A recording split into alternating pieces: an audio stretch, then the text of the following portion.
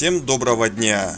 Когда рождался ребенок, казахи 40 дней держали его дома, вдали от посторонних глаз, защищая чадо от сглаза и возможных болезней. В народе это время называют переходным периодом – Укпеле-кезең. Также после 40 дней проводили обряд Кракнан-Шхару, означающийся окончание опасного для детского здоровья периода. В этот день старшие женщины семьи стригут ребенку волосы, карншаш и ногти, сүт-тырнақ.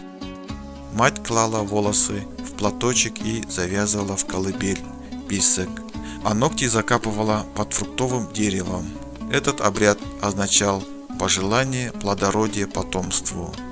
После этого следовало полное омовение младенца. В ванну ложили серебряные изделия. Обычно это кольцо или браслеты. В народе верили, что серебро оберегает от злых духов. Доподлинно известно, когда появился этот обычай у казахов.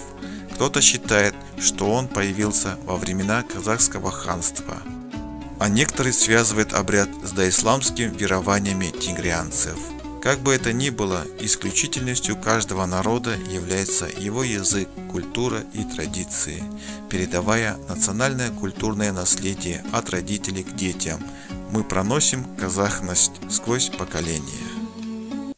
Если вам понравилось наше видео, прошу вас, поставьте лайк.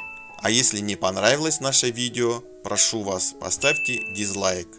А также прошу вас написать в комментариях, что вы думаете по поводу этого видео. Всех благодарю, что вы были со мной. Всем желаю крепкого здоровья и удачи. До новых встреч, друзья!